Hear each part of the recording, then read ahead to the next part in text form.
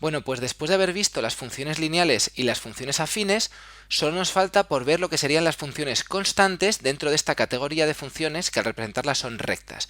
Las funciones constantes son muy sencillas. Bueno, a ver, repasando un poco, sabíamos que las funciones afines tenían esta forma, y es igual a mx más n. Y las funciones lineales eran y es igual a mx, ¿vale? Se diferenciaban en que unas tenían ese más n, ese término independiente, y las funciones lineales no.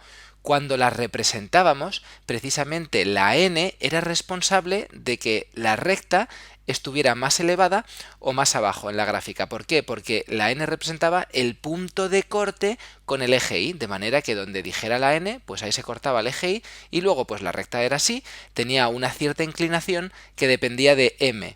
M, que está multiplicando la x, era la pendiente y era responsable de la inclinación de la recta. Por eso las funciones lineales, como no tienen n, pues no tenían altura, ni estaban más elevadas ni estaban más por debajo del eje x, y entonces siempre pasaban por el punto 0, 0 y luego ya pues igualmente tenían una pendiente que lo indicaba el valor de m. Bueno, pues ahora vamos a ver las funciones constantes, que ¿cómo pensáis que son? Pues a la vista de lo que estamos viendo, las funciones constantes lo que no tienen es pendiente y solo son así, y es igual a n.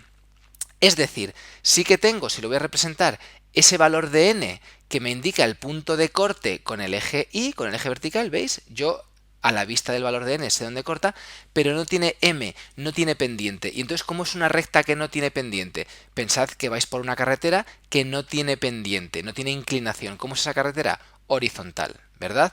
Bueno, pues las funciones constantes son así, son horizontales. No habíamos todavía valorado la posibilidad de que la pendiente fuera cero, o sea que no tuviera pendiente. Por eso hasta ahora no habíamos visto ninguna función horizontal. Entonces son las más sencillas.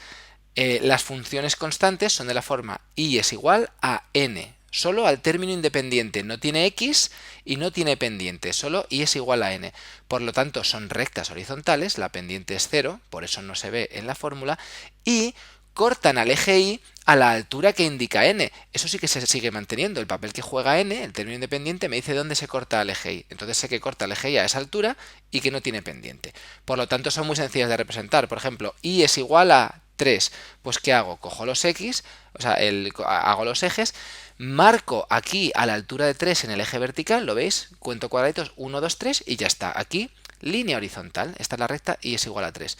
Si tengo la recta y es igual a 1, pues lo mismo, pero un poco más abajo, a la altura de 1. Sé que corta el eje y a la altura de 1 y que es una recta horizontal, o sea, facilísimo. ¿Por qué no puede haber rectas? Pues que sea y es igual a menos 2, un valor negativo. Pues lo mismo, corta el eje y a la altura de menos 2 y luego trazo una recta horizontal.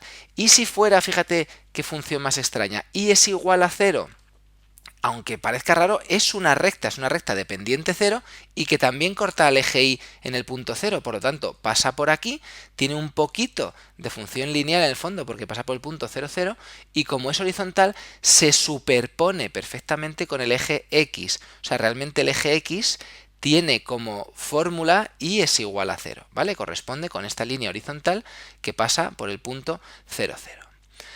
Por último, para terminar el vídeo, en los problemas que veamos veréis que las funciones constantes representan situaciones como tarifas planas, gastos fijos en el sentido de que no depende de, es que cuánto compro, es que depende, no, es que es fijo, es que es todo el rato constante, es que es todo el rato horizontal, no es un valor que vaya creciendo o vaya disminuyendo, es fijo. O por ejemplo veréis en los problemas pues tarifas planas o comprar un objeto. Bueno, ya lo veremos a partir del siguiente vídeo en problemas en los que vamos a combinar funciones lineales, funciones afines y funciones constantes.